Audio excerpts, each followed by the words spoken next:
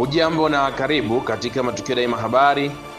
Miongoni mwa habari tulizonazo siku ya leo ni pamoja na Rais Samia awataka majaji wapya kulinda haki za Watanzania. Jamii na tafsiri pana ya sheria nchini, yote yanawaangalia nyinyi kama wasimamizi wa haki kwenye taifa letu. Hivyo basi, nendeni mkalinde heshima na uhuru wa mahakama. Nape aitaka dunia kuheshimu uhuru wa Tanzania.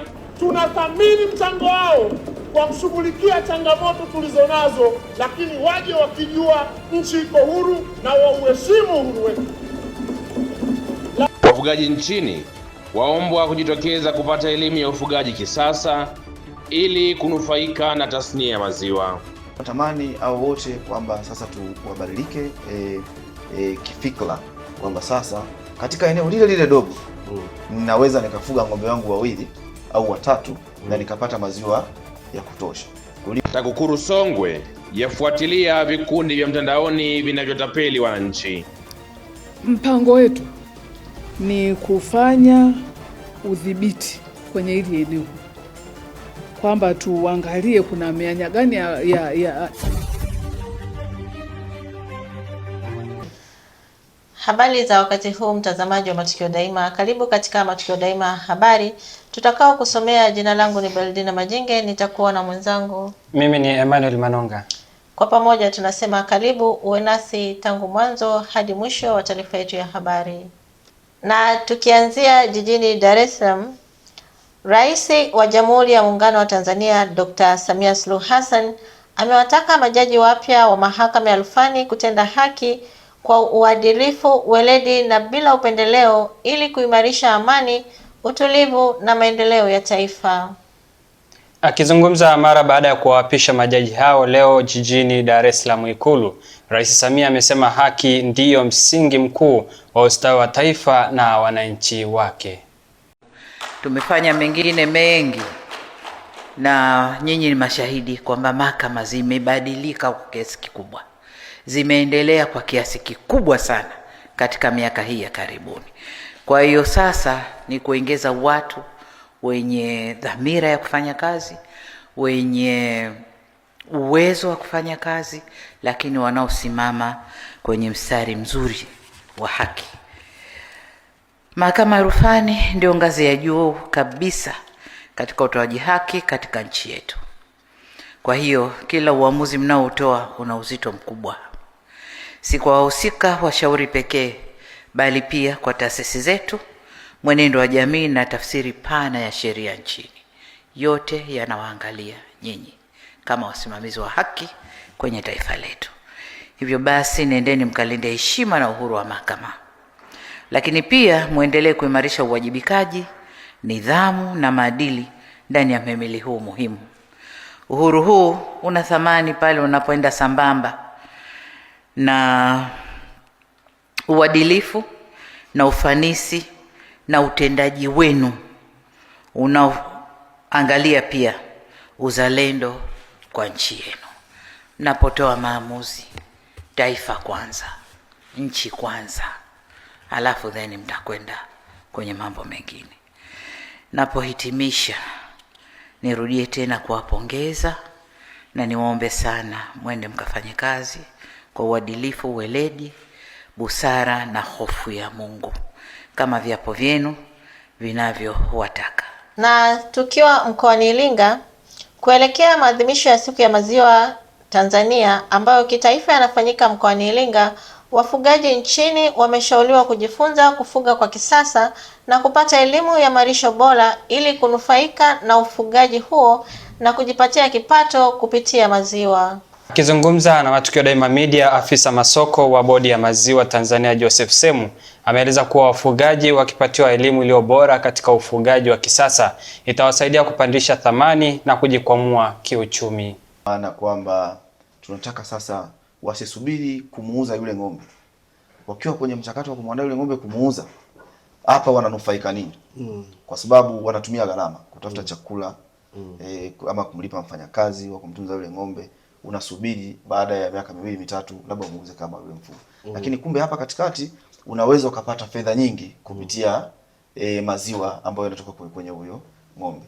Kwa hiyo tunatamani hao wote kwamba sasa tuwabadilike kifikra kwamba sasa katika eneo lile lile dogo ninaweza nikafuga ng'ombe wangu wawili au watatu na nikapata maziwa ya kutosha, kuliko kuwa na ng'ombe wengi ambao pengine unatakiwa ukaswage umbali mrefu kwenda kuwachunga ambapo vihatarishi ni vingi, pengine unaweza kuwapoteza. Kuna wale watu sasa watulie pale pale nyumbani, wajifunze pale namna ya kujenga mabanda bora na wajifunze namna ya kulisha kwa kutunza hayo malisho kama nilivyoweza kueleza, ama kwa kuvuna malisho kipindi cha masika yanapokuwa mengi na kuyakausha kwa kutunza kitaalamu ili aweze kutumika kipindi cha kiangazi, ama kwa kulima kabisa hata hayo malisho katika maeneo yale ambayo wapo. Kwa hiyo tunawaomba hao wasijione kwamba wao ni wanyonge, hasa hao ndio serikali inaowahitaji ili na wao waweze kuboresha maisha yao kupitia mifugo wanayoifuga. Na mmewekea mkakati gani sasa hao? Mkakati uliopo nimeshaeleza, kuna huo wa mafunzo ya kwanza, tuwajengee uwezo, kuwaonyesha namna ufugaji wa kisasa ambao unaweza ukaenda. Mkakati wa pili tunatembea, tuna kauli mbiu tunasema mguu kwa mguu. Tunakwenda kwenye maeneo mbalimbali kushirikiana na wenzetu wa halmashauri. Hata hivi leo wako wataalamu wanakwenda kuwatembelea wafugaji, wasindikaji, watu namna wote wale kwenye mnyororo wa thamani wa maziwa, ili kila mmoja kwenye eneo lake basi apandishe thamani ya ile shughuli anayoifanya. Kwa hiyo hayo ni mambo ambayo tumeyaleta kwenye mkoa wa Iringa na tunahakikisha kwamba matokeo baada ya siku zijazo yanakuwa makubwa na kuweza kuwakwamua Mtanzania ambaye yuko kwenye mazingira ya kawaida. Mbunge wa Mtama Nape Nnauye amesema Tanzania inathamini mchango wa mashirika wa maendeleo katika kusaidia kukabiliana na changamoto mbalimbali, lakini ameeleza kuwa ushirikiano huo unapaswa kujenga katika misingi ya heshima, nidhamu na kuthamini uhuru wa taifa. Nape amezungumza hayo leo jijini Dodoma akiwa bungeni wakati akichangia hotuba ya bajeti ya Wizara ya Mambo ya Nje na Ushirikiano wa Afrika Mashariki, ambapo wizara hiyo imeomba bajeti ya bilioni 359.3. Ujenzi wa nchi ni historia na unachukua muda mrefu, na katika historia hiyo kuna uwezekano wa kupitia milima na mabonde, nyakati njema na nyakati mbaya, nyakati nzuri na za furaha na wakati mwingine nyakati za huzuni. Na nahodha mzuri anapimwa wakati wa dhoruba. Nchi yetu imekuwa na miongo kadhaa ya kujenga historia yetu na mahusiano yetu na marafiki zetu. Ndio maana ninawapongeza marais wa nchi hii. Katika misukosuko, katika raha, bado diplomasia ya nchi yetu imeendelea kushamiri. Na Rais Samia ameonyesha kwa vitendo kabisa. Tulipopitia mawimbi, rais amesimama imara, ameonyesha uzalendo, na hili limepeleka salamu duniani kwamba hata kama tukipitia matatizo bado tuna uwezo wa kushughulikia matatizo yetu wenyewe. Na hili limempa heshima rais wetu, na hili linatupa sisi kumuunga mkono rais wetu kwa kazi anayofanya. Sasa nataka kuiomba wizara mara kadhaa tuwakumbushe marafiki zetu kwamba tuko tayari kushirikiana nao kama marafiki zetu kuzitatua changamoto mbalimbali tunazopitia, lakini muhimu wakumbuke nchi hii iko huru, ilipata uhuru wake. Uhuru wetu hatukupewa kama zawadi, tulipambana tukapata uhuru wetu. Tuko huru, wa uheshimu uhuru wetu, tunaheshimu mchango wao, tunathamini mchango wao kwa kushughulikia changamoto tulizonazo, lakini waje wakijua nchi iko huru na wa uheshimu uhuru wetu. La pili, marafiki zetu waje, lakini muhimu wakumbuke wasitumie changamoto tulizonazo kutunyanyasa, kutukandamiza, kutuonea, kutudhalilisha. Watumie fursa tunaowapa ya sisi kufanya nao kazi kwa heshima, nidhamu na upendo. Na tukielekea mkoani Songwe, taasisi ya kuzuia na kupambana na rushwa TAKUKURU mkoa wa Songwe imeanza hatua za kufuatilia vikundi vya mtandaoni vinavyodaiwa kuanzishwa kwa ajili ya kufarijiana, lakini vinahusishwa na utapeli wa fedha za wananchi. Mkuu wa TAKUKURU mkoani humo Frida Wikes amesema tayari wameanza kupokea malalamiko kutoka kwa wananchi waliotapeliwa fedha hasa zinazohusishwa na michango ya misiba. Ameeleza kuwa kumekuwa na ongezeko la vikundi hovyo hususan katika mji wa Tunduma na amewaonya wananchi kuwa waangalifu. Vikundi ambavyo vimeibuka kwenye mitandao hivi vya kusaidiana sana sana vinaitwa si vya kufa na kuzikana. Na pia sio sawa pia kwa ajili ya usalama wa hata yeye mwenyewe ambaye amepewa hiyo fedha. Wakati mwingine anaweza kafatwa na watu wanaohitaji fedha wakaja wakamnyang'anya au ikaleta migogoro kwenye familia kwa sababu mwenzetu tulikuona umepewa pesa kiasi fulani na baba aliyekufa ni wa kwetu sote, inakuwaje? Kwa hiyo tumeliona hilo tatizo na tumeshughulika na baadhi ya vikundi kwa sababu kuna watu kadhaa ambao walileta malalamiko kwetu. Kwa mfano kuna kikundi kimoja, kuna mtu alikuja akasema mimi bwana nimejiunga na hichi kikundi tangu mwanzo, lakini mimi nilifiwa na baba yangu. Wakaja wakanipa pesa kidogo, wakasema kwamba ningepewa pesa, alitakiwa kupewa kama 2 milioni hivi, lakini alipewa 500,000. Akaambiwa hizi pesa nyingine tutakuletea. Na hiyo tangu wakati huo baba yake amefariki ulikuwa umeshaisha zaidi ya mwaka. Hajapewa. Na tunaamini kwamba ni watu wengi ambao wana hiyo changamoto. Angalau huyu alijitokeza kuja kusema, sio mmoja. Kwa hiyo mpango wetu ni kufanya udhibiti kwenye hili eneo, kwamba tuangalie kuna mianya gani ya rushwa ambayo ikiachwa tu itasababisha matatizo makubwa, ili tuweze kuvitambua vikundi vyote, tuweze kuwaelimisha, tuone, kwa sababu kati ya vitu ambavyo tumegundua katika hivyo vikundi kwamba unakuta mtu mmoja anasema yeye anamiliki hicho kikundi, lakini pesa zinatoka kwa watu tofauti. Lakini pia yeye ndio mwenye sauti, akishasema amesema. Lakini pia tumegundua hawafanyi uchaguzi. Yaani akishaanzishwa basi huyo aliyeanzisha ndio kiongozi milele. Sasa kitu chochote kikishakuwa ni kikundi hakiwezi kuendeshwa, kwa sababu fedha kama zinatoka kwa watu haiwezi kuendeshwa kwa misingi hiyo. Lazima vikundi vyote hivi viendeshwe kwa misingi ya sheria. Kwa hiyo hilo tatizo tumeliona na tumeshaanza kuchukua hatua. Tunaamini baada ya muda pengine malalamiko haya yatafanya nini? Yatapungua, kwa sababu watu wengine akishadhulumiwa anakaa tu kimya, anajitoa kwenye kikundi afu basi. Lakini kuna mtu mwingine anafuatilia. Kwa hiyo tumegundua kwamba ni kweli tatizo hili lipo, tena Tunduma ndo kubwa. Mwenyekiti wa Baraza la Wasafirishaji Shehena Tanzania TSC Clement Kamendu ametoa wito kwa sekta binafsi na wadau wote wa usafirishaji nchini kuunga mkono tozo mpya ya maendeleo ya bandari PID, akisisitiza kuwa ujenzi wa miundombinu ya kisasa kupitia rasilimali za ndani ni jambo lisilofikirika kuepukika kama nchi inataka kukabiliana na kasi kubwa ya ukuaji wa mizigo. Akizungumza kuhusu tozo hiyo itakayoanza kutumika rasmi Julai 1, 2026, Kamendu ameipongeza mamlaka ya usimamizi wa bandari Tanzania TPA na serikali kwa kuonyesha usikivu wa kipekee wa kupunguza tozo hiyo kwa 50% kutoka 9% hadi 4.5% ya kodi ya forodha baada ya kupokea maoni ya wadau. Majina naitwa Clement William Kamendu, ni mwenyekiti wa Tanzania Shippers Council au Baraza la Wasafirishaji Shehena Tanzania. Sisi tumeipokea kwa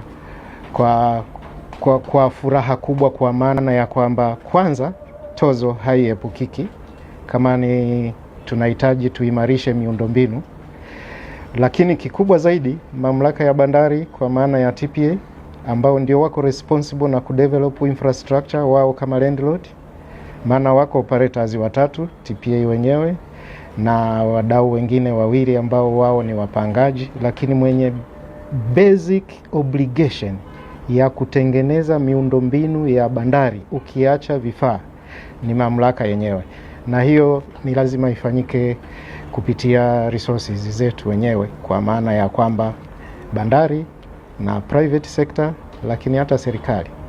Baada ya wadau kutoa maoni, Tanzania Shippers Council tukiwepo pamoja na wadau wengine kwamba hii gharama itaongezea gharama ya usafirishaji kwenye industry, ni kubwa mno.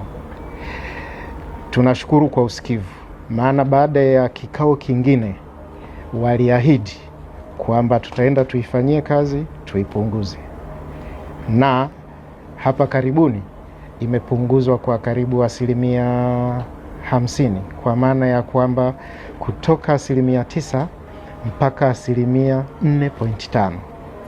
Sisi tunaona ni usikivu hali ya juu wa mamlaka ya bandari, lakini pia serikali kwa ujumla. Kingine tunacho appreciate sio tu kwamba imepunguzwa, lakini pia ilitoa muda ulio reasonable kwa ajili ya industry kuabsorb hilo ongezeko, tuseme hiyo introduction ya tozo. Kutoka muda ule ilipokuwa yanze, nafikiri ilikuwa mwezi wa 3, na sasa hivi itaanza tarehe 1 mwezi wa 7, ambayo tunafikiri ni utaratibu mzuri kuiandaa industry kuabsorb hiyo cost. 50% nafikiri sio ndogo by any standard.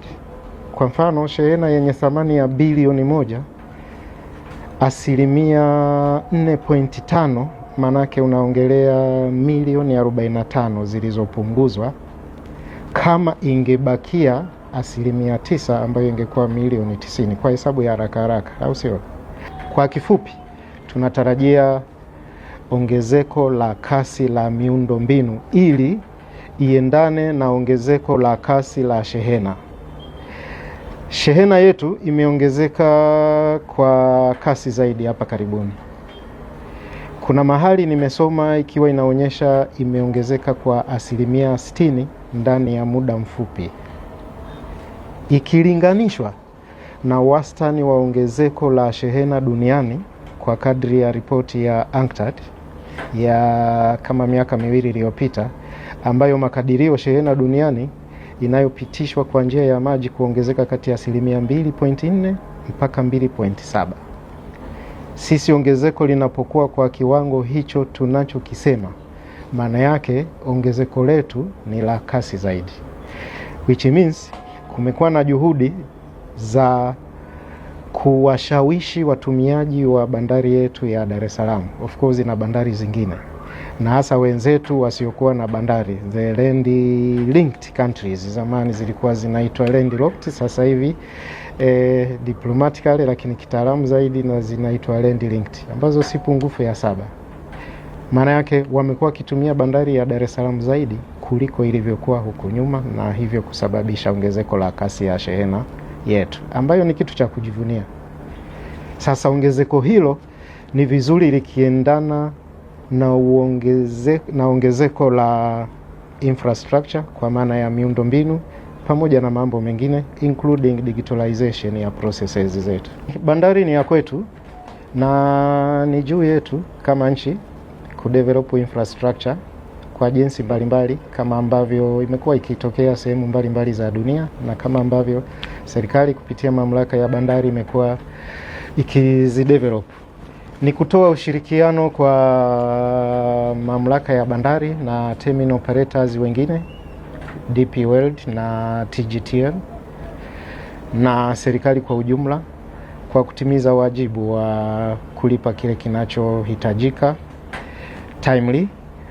Lakini muhimu zaidi, tunatarajia baada ya hii introduction ya tozo, uboreshwaji wa huduma, kwa maana ya huduma iliyo na ufanisi lakini pia ya haraka, ili kuendelea kupunguza gharama ya uzalishaji wa. Naam, taarifa hiyo kutoka TACC inatufikisha mwisho wa taarifa yetu ya habari, lakini kabla hatujahitimisha, tusikilize tena muktasari wake.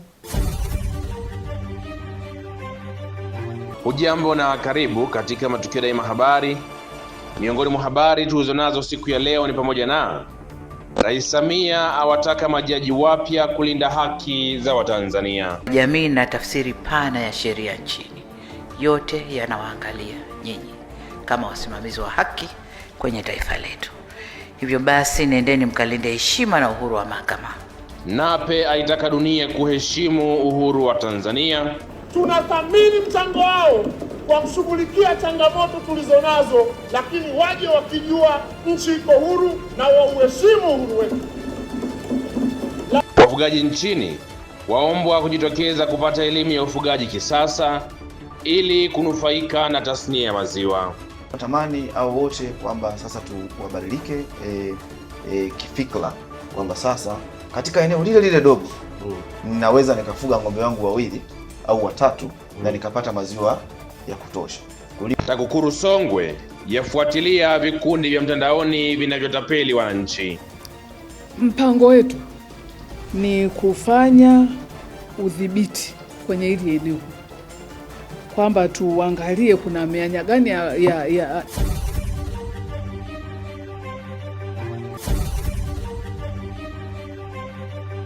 Na mtazamaji, wa Swahili wanasema kila chenye mwanzo huwa hakikosi mwisho, na huu ni mwisho wa taarifa ya habari kwa siku ya leo. Kwa niaba ya wote walioandaa na kuchakata taarifa hii ya habari, jina langu ni Emmanuel Manonga. Na mimi ni Beldina Majinge. Nikusii tu endelee kutufuatilia katika mitandao yetu ya kijamii ikiwemo Instagram, Facebook, Twitter kwa jina moja la Matukio Daima Habari. Uwe na usiku mwema. Unaweza ukawa umefika Iringa mara kadha kadha na ukawa unatafuta mahali ambapo unahisi moyo wako unaweza ukasikia vizuri zaidi. Sasa hapa Iringa mjini ukifika mkabala na stendi kuu ya mabasi ya zamani, utakutana na jengo refu. Hilo jengo si mahali pengine popote, hapo ni Lumilo Classic Hotel and Tours. Hapo ni mahali ambapo utahitaji kupumzika. Kuna nafasi za kutosha, vyumba karibu 80, lakini huduma za kwake ni nzuri na ni rahisi tu hapo kama una shughuli zako za mjini kutoka kuingia, na usina gharama nyingine yeyote, na ukahisi kwamba maisha yako mazuri sana.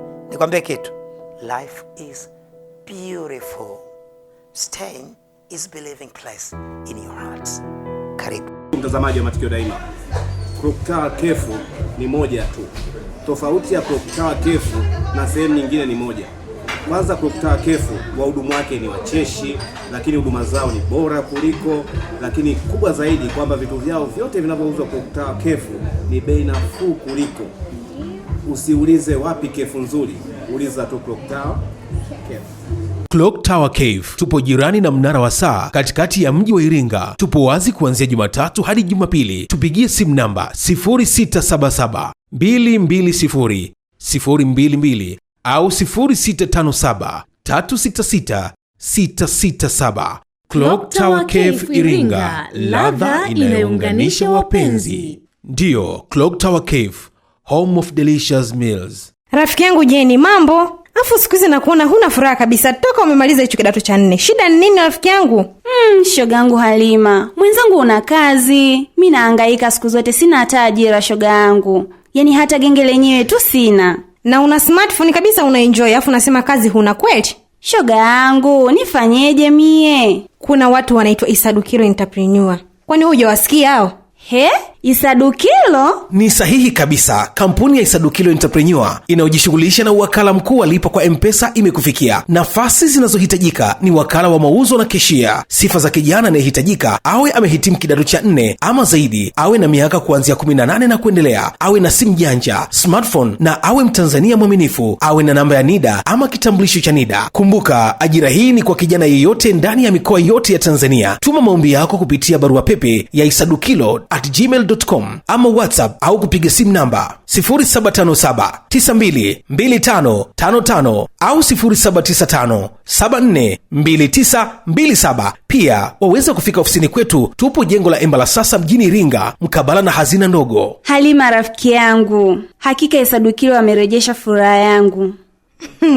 Habari ndio hiyo ndugu yangu. Habari ni Isadukilo Entrepreneur, ajira nje, fursa kiganjani mwako.